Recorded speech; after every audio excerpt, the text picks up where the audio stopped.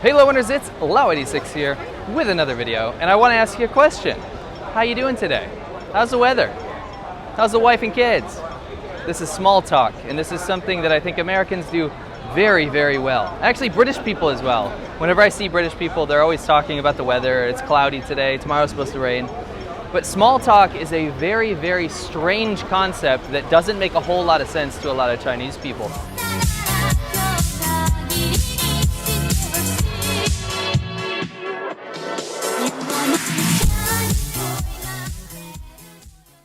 So I think small talk is one of those things that's a little polarizing. There's a lot of people in the West, especially in the US, that absolutely love it. It's one of those things, even when Europeans come over to America, they're like, why do Americans need to always get into my business? Why does everyone have to say hi to me? Why is everyone so nice and polite and friendly, right? Some examples would be like, every time you bump into your neighbor, you're taking out the trash, right? And he's like, whoa, what's going on? Taking out the trash, eh? And you're like, yeah, you doing the same? Yeah, oh, all right, see you tomorrow, see you later. Or like, you know, you're headed off to work and you see your neighbor getting his mail and he's like, headed off to work, eh? That should be a 4-letter word.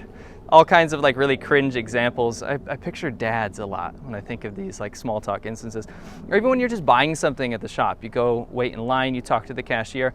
All these things I think are kind of nice. I kind of grew up thinking that small talk was a polite little part of my day, a nice little part of my day to have these tiny little interactions with people. But China completely washes you of that because there is no such thing as small talk. Now, that is not to say that Chinese people don't just stand around and talk to each other. Of course they do. But they know each other if they're doing so, right? A good example of this is everyone getting together to play mahjong together. Mahjong is a great social interaction. Everyone's chatting about gossip, what their kids are doing, all this kind of stuff. But it's not with strangers. You wouldn't sit down to mahjong and chat about your kids to someone else. In fact, Chinese people really hate giving details about their family, giving details about things that are happening in their personal life. It's nobody's business in China. So you wouldn't go up to a cashier and be like, how's your kids? How's the wife and kids? That's a common thing that I might say if I ran into someone on a day-to-day basis. But these kind of bonds, these kind of relationships take a very, very long time to form. And this is because of collectivism. We've talked about collectivism versus individualism so many times, but I feel like there's a situation in America where people think that what's happening in their life, what's happening in their interpersonal relationships is important enough for them to share with someone else, and they're all ears when someone else is returning the favor and talking about their life. They're interested in it. It's interesting to them. They think it's a personal bond, right? In China, collectivism means that you don't care about strangers. If something bad or good happens to someone else, that is their problem. You do not know who they are. The familial bonds that people have, very strong.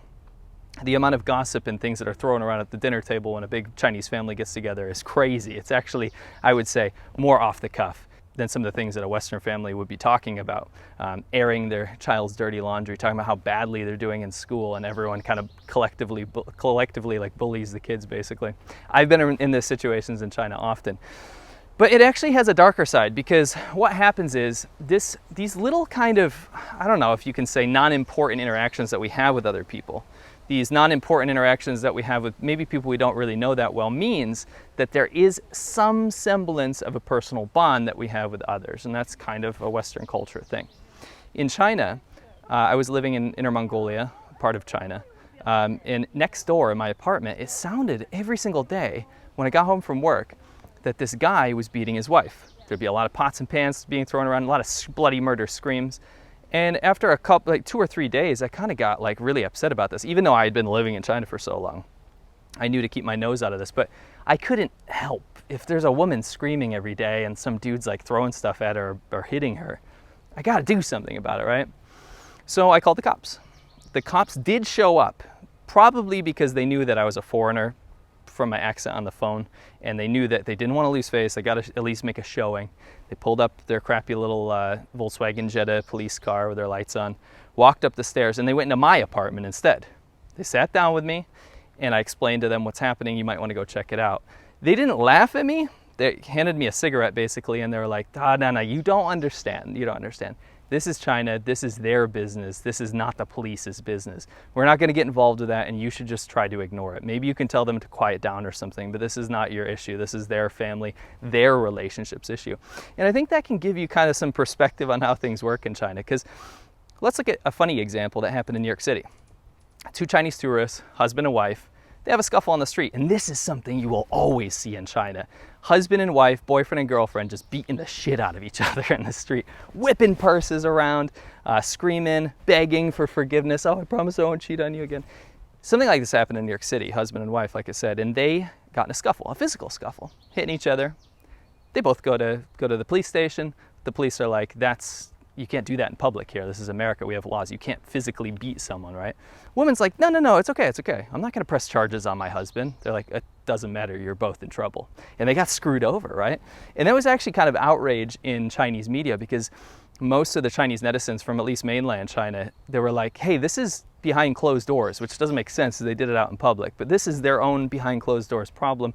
Look at these stupid Americans getting involved in interpersonal issues. Everything's a reality show to them.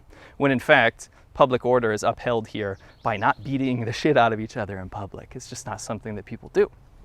So I think that's a really interesting perspective and the look into why Chinese people don't really have this kind of small talk, this kind of interpersonal relationships with people that they don't know. Collectivist societies, they don't delve into the personal details of individuals. However, you will get approached as a foreigner in China by Chinese people with small talk because number one, either you're a curiosity or number two, there's something to be had. And I'll tell you two little situations that happened to me. I was on my motorcycle. I pulled over to make a phone call or something in the city of Huizhou where I lived. And this guy in kind of crappy clothes spoke pretty good English and walked up to me and just started chatting to me. And immediately the alarm bells just started going off. I was like, why is this guy hanging out like an intersection, while I'm like pulled over? And he goes on and on and on. And eventually he's like, you need to be saved by Jesus. And I was like, whoa, okay, now this is going somewhere. Turns out he was in some weird little Christian cult, and I'm not calling Christianity a cult. There was some bizarre little underground cult church that they had. I can't remember the name of it, but he was very interested in spreading the message to me. And obviously he was sent out to proselytize other people. And that's just a situation where my alarm bells went off. Another time, a guy was walking around speaking very broken English to foreigners in a mall where a lot of foreigners were, and just sparking a conversation very awkwardly, very in your face. And then a couple minutes in, he starts asking for money because he's funding some charity where they're all going to walk to Shenzhen, and they need money to raise awareness for something that didn't exist. Sends you some website URL, it's broken, it doesn't work, So there is something to be had, there's something to be gained. That's not to say everyone in China is going to who approaches you wants something, but that's something to keep in mind, that your kind of small talk, your kind of little daily interactions don't really happen in mainland China. So I hope you guys found that interesting. So as you guys can see from my videos, I do a lot of traveling. Just in the past 2 months, I've been in China, Hong Kong, Taiwan, Vietnam, the USA, and unfortunately when I'm hopping around, I use other people's internet, coffee shops, hotels, and all these kinds of places, and oftentimes the internet is not super secure. So what do? Well, number one, when I'm in China, just to access all this kind of stuff that's blocked, I use NordVPN to actually unblock the internet. And then when I'm in the other countries, I still use a VPN because number one, it allows me to hop around to other countries' internet addresses and then actually access content that is not available in said country. And it also creates a safety net around me to make sure that people are not spying or looking at what I'm doing, harvesting data. And especially when you're using things like credit cards abroad, it's really important that you use a VPN. So thank you to NordVPN for actually sponsoring this episode. I really put my name behind them because it's a super good product. I love the ease of use, and I also love the fact that if you use nordvpn.com/Laowinners, you will get a massive discount and 1 month free. Thank you so much, guys. Check it out if you're interested. As you can see, in China, people don't really do small talk. If you go up to the cashier, you can try to ask questions and things like that. You'll most likely get a reply of a weird look or kind of like a whatever, I don't really care about what you have to say. And this is down to the culture. In Asian culture, strangers mean nothing. People don't help strangers. People don't talk to strangers. People don't deal with strangers in general. You can have some semblance of politeness, like for example in Hong Kong or in Taiwan or in Japan, where people are generally pleasant to each other, but nobody's gonna rock up to some random stranger and then just start having a chat.